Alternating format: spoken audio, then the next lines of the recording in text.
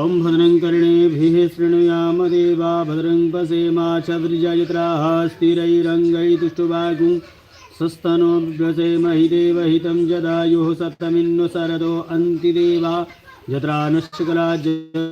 सन्तनूनां मा पुत्रासो यत्र पितरो भवन्ति मानो मदिया ऋरिकतायुर्गन्तोः अदितिद्यौरदितिरन्तरिकमदितिर्माता सपिता सपुत्रा विश्वे देवा अदिति पञ्चजना अदितिर्जातमदितिर्जन्तुवम्माद्योः शान्तिरन्तर्चग्नि शान्ति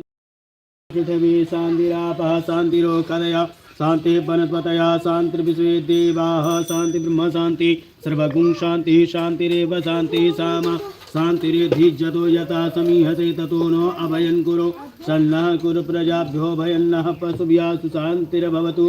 सर्वारिष्ट शान्तिर्भवतु श्रीमन्महागणाधिपतये नमः लक्ष्मीनारायणाभ्यो नमः उमामहेश्वराभ्यां नमः वाणी हिरण्यगर्भाभ्यां नमः सचिपुरन्द्राभ्यां नमः मातृपितृ